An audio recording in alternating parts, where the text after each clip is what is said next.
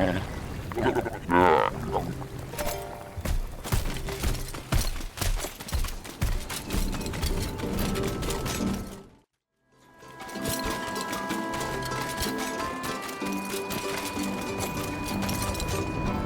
ship was in an almighty state, but the walrus and seal had a plan to fix it.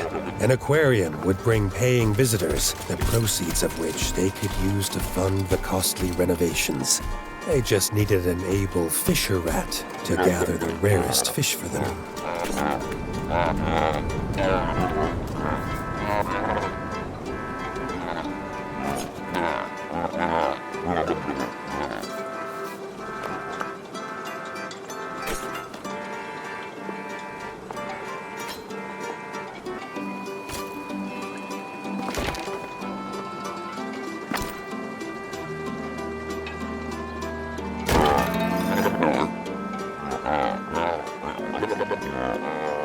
The walrus suggested that a marlin would be a good addition to the aquarium.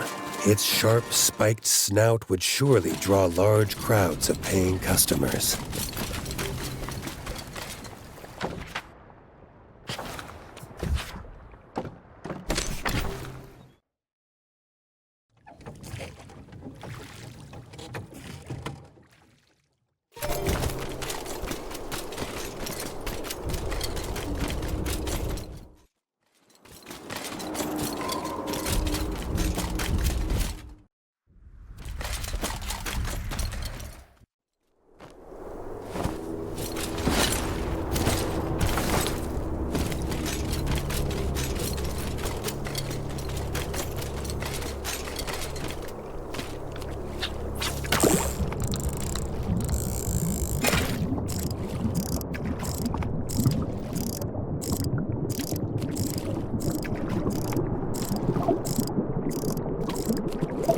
Casting out from the docks in the outskirts, Arlo quickly felt a tug on the line. But it was no marlin, but rather a vicious snip-snap angry at being yanked from the water.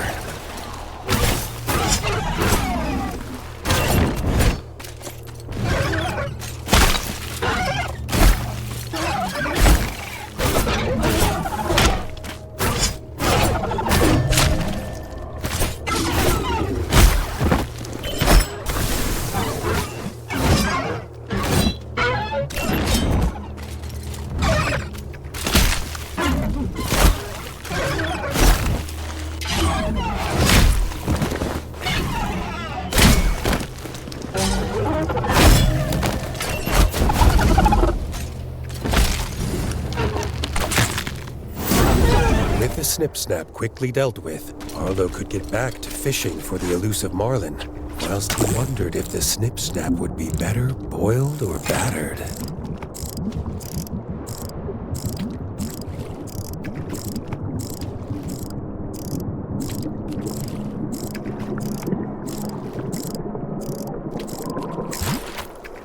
With the marlin in paw, he needed to get it back to the walrus quickly so that it could take pride of place in the aquarium.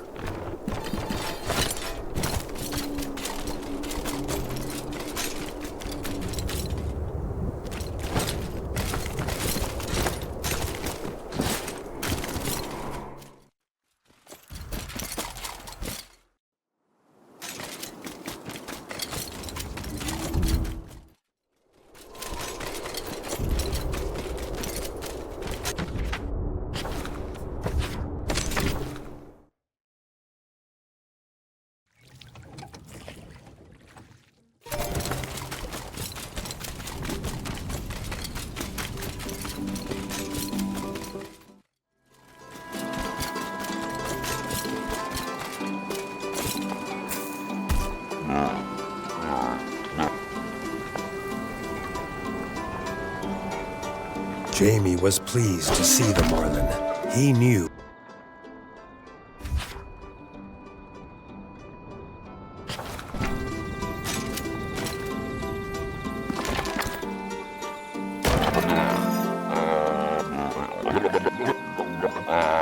a bright red salmon would be a centerpiece of the collection. Many a paying customer would queue to see its crimson glow.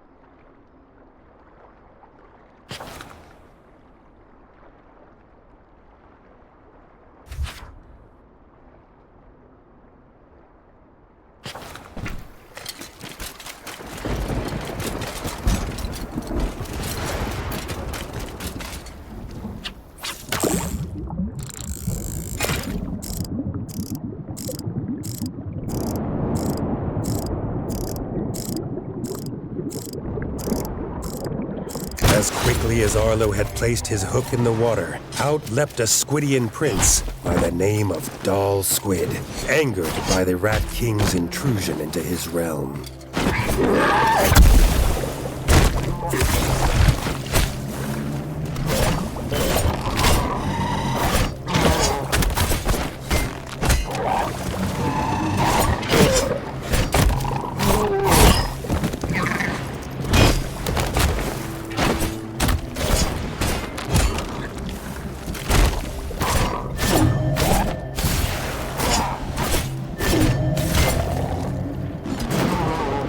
Squid was quickly banished from the surface, allowing Arlo to get back to the important task of fishing.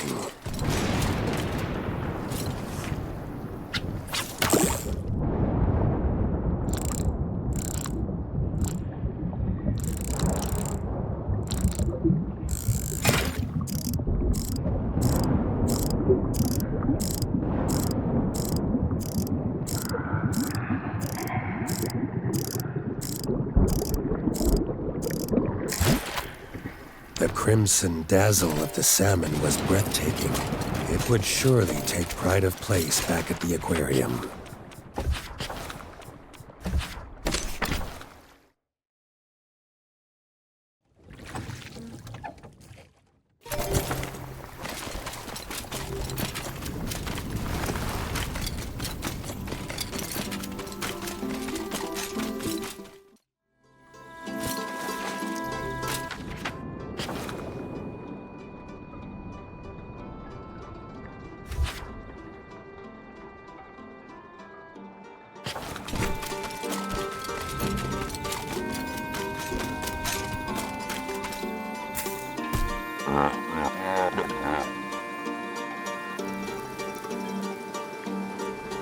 The walrus was happy with today's bounty. The salmon would be one of...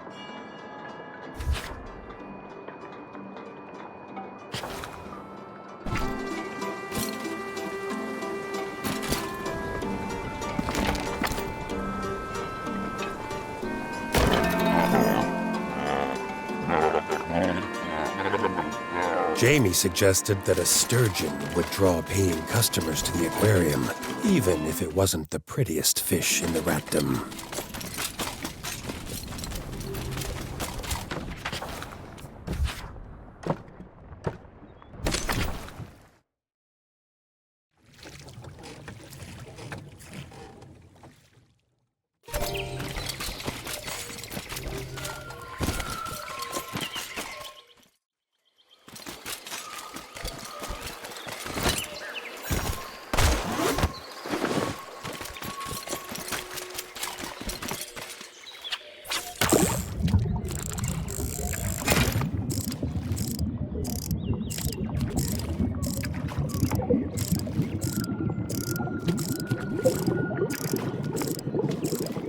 The peacefulness of the golden forest was quickly interrupted as a bright pink swamp stomp dived out of the water looking for a fresh meal.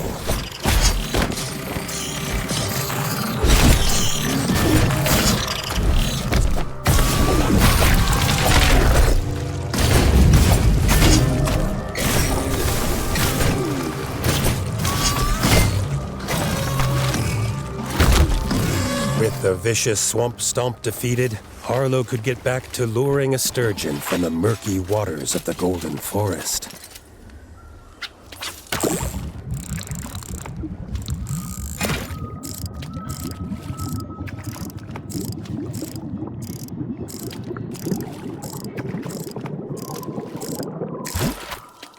The sturgeon was not pretty, but its rarity was sure to draw a paying crowd.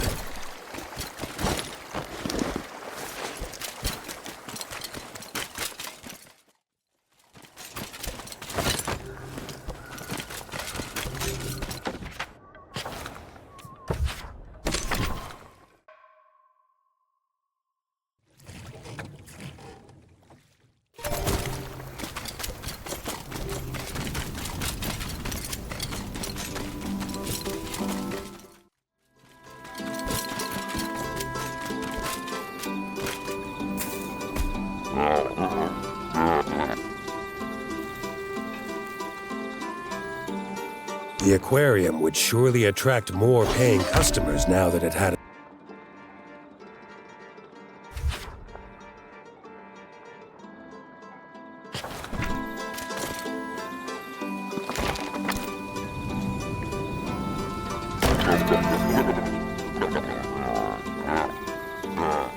The pufferfish was a strange-looking fish. Jamie knew that its ability to puff itself up to twice its size would surely attract a crowd.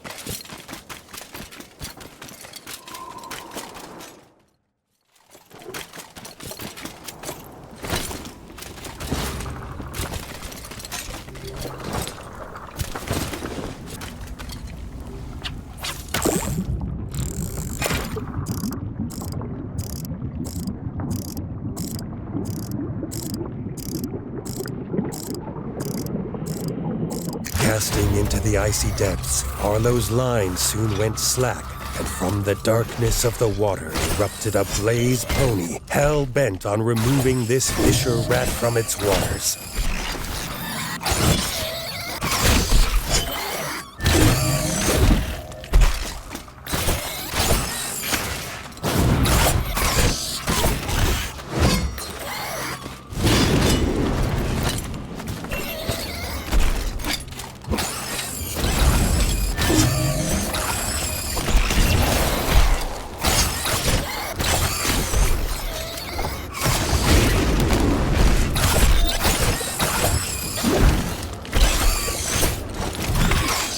The blaze pony's buzzing wings were soon quieted, and Arlo was able to get back to fishing the icy waters for a pufferfish.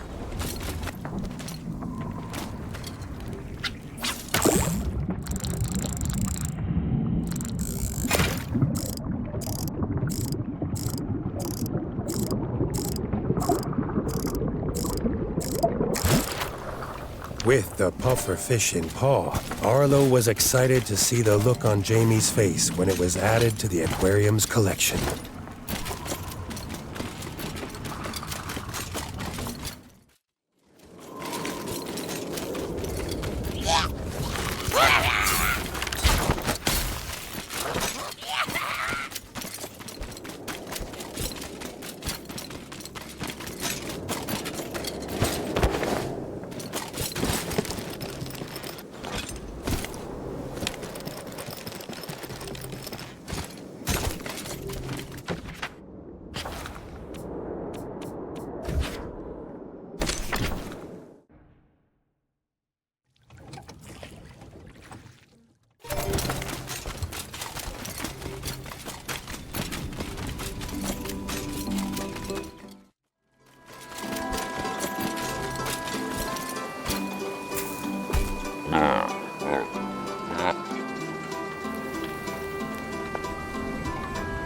The pufferfish was a welcome addition to the aquarium.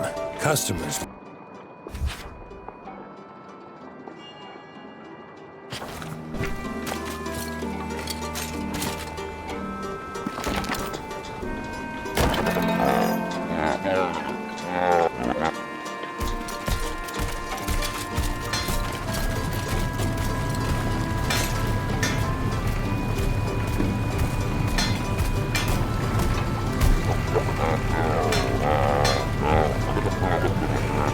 Jamie and Sam had a confession to make. Their boat was not destroyed in a storm, but by the gigantic tentacles of a sea monster. They had a plan to rid it from the waves, but it required the king's help.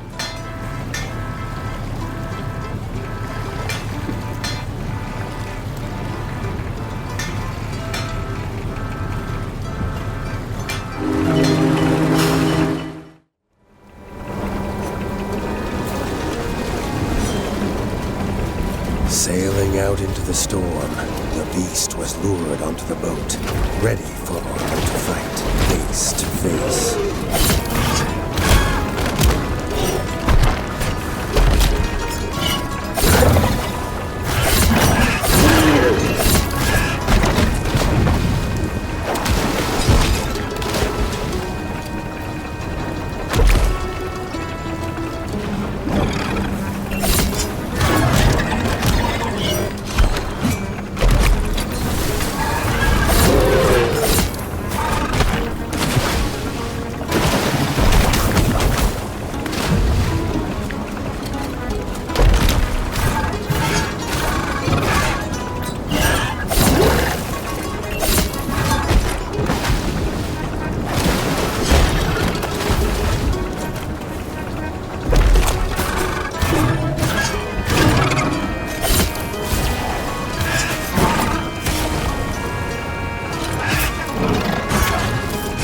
Kraken's tentacles slashed and slapped across the ship's hull, but eventually Arlo was able to send it plunging back to its watery grave.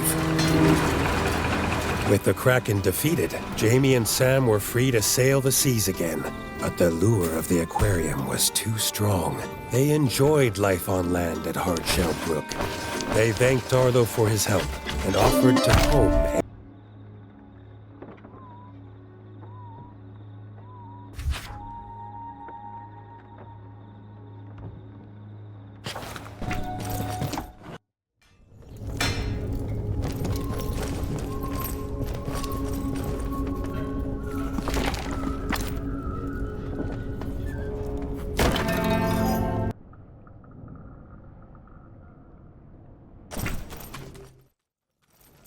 Entering the hollow tree, Arlo found the missing ranger surrounded by the Hiss cultists. It looked like the ranger was being prepared for some elaborate ceremony. Arlo had no time to waste.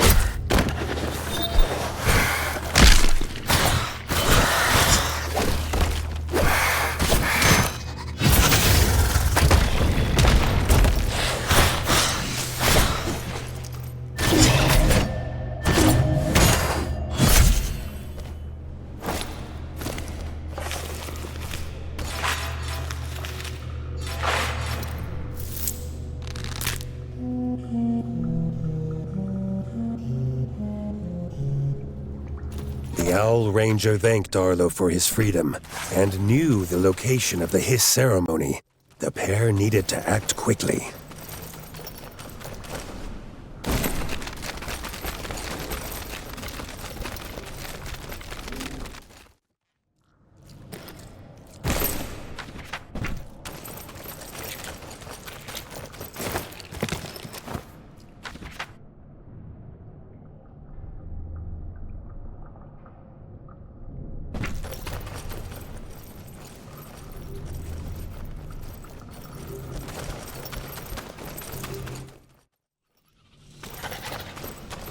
Arlo and the Ranger's interruption of the ceremony had no effect. The Hiss chaplain had clawed their god back from the afterlife, but Arlo would make sure it returned.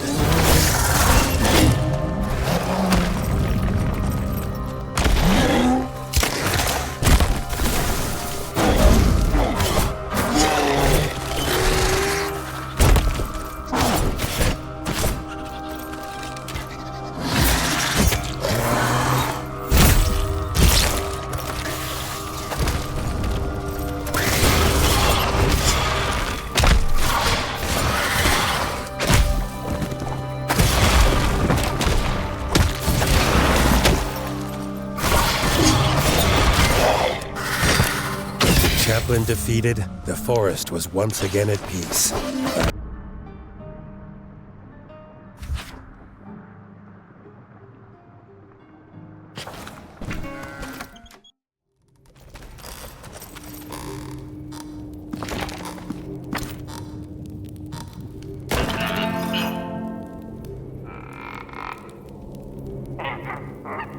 A star had been spotted falling from the sky last night.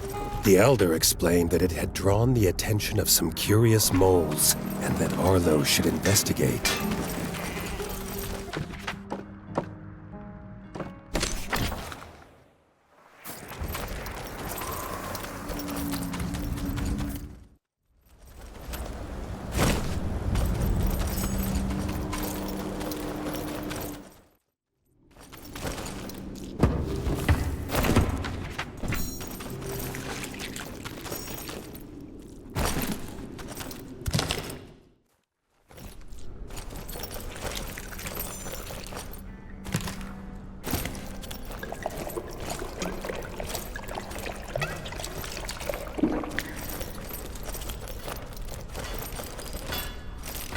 It was no star that fell from the sky, but a machine of mole creation. Before the moles could explain that they planned to repair it, the ground began to erupt with grubs, drawn by the banging of hammers on steel. With a final whack of the mole's hammer, the machine buzzed to life, with its sights firmly locked on Arlo.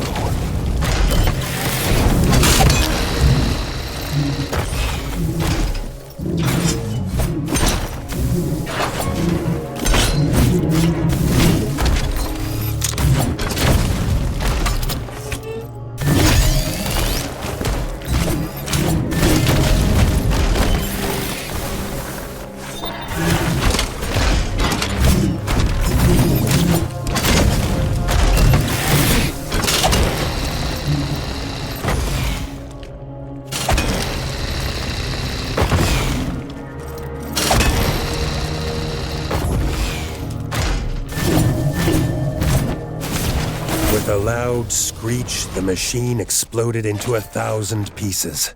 Arlo hoped it stayed that way, but he knew the danger.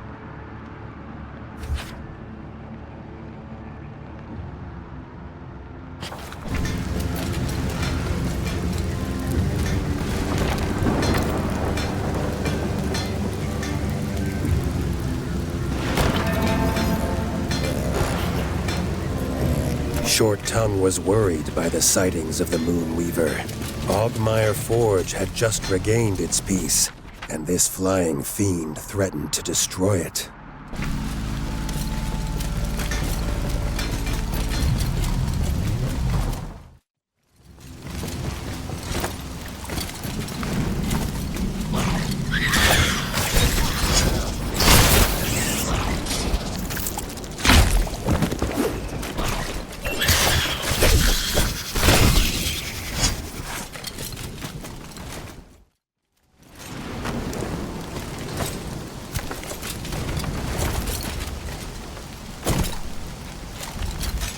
Arlo had never seen a Moonweaver before. Its glistening body made the moonlight dance all around it. It almost seemed a shame to have to kill it.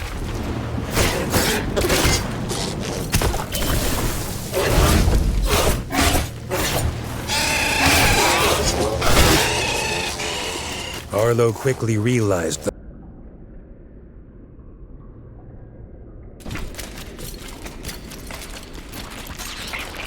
as quickly as they had found the Moonweaver, it was swallowed whole into the ground. Short Tongue knew all too well what this meant. A Moonweaver trap, and they were its next meal.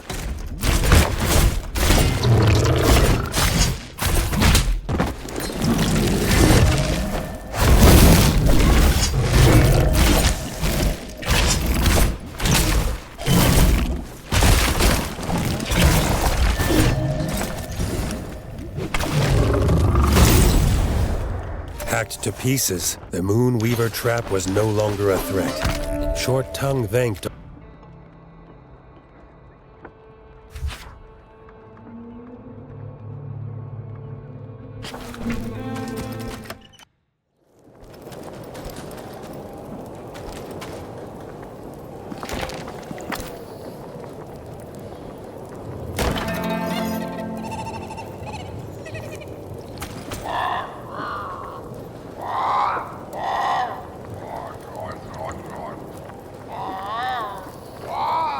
The presence of the Crow Reaper made the chill of the White Whisker winds even more bitter, and the news the Crow brought with it was no warmer. The Reaper's brother, Warlock Corvurus Snape, had captured the rabbit's children. With his magical abilities, the Warlock planned to use their young life energy to extend his own and cheat death. This could not be allowed to happen.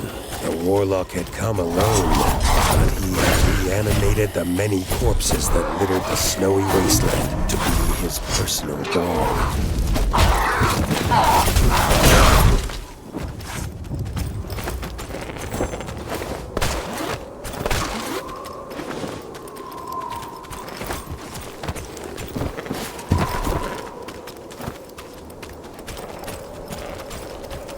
Arlo was warmed to see the rabbit children still alive. He would make sure to end the Warlock's wicked plans and return them home safely.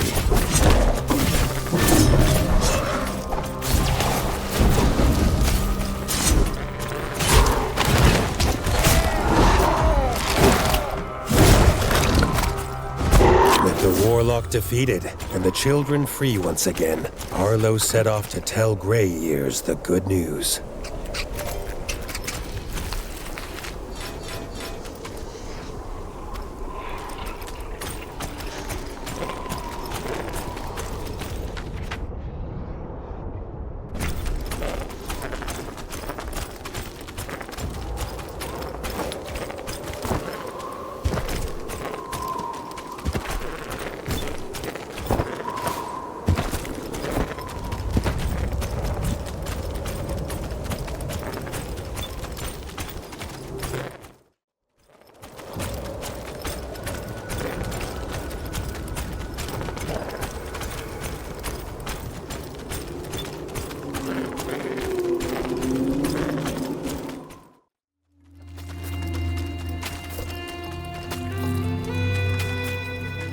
Grey Ears was thankful and offered the Crow and the King to stay a little longer. The Crow could not stay, for he feared he had already strayed from the nest too long. Arlo had other tasks to be dealing with, but he asked...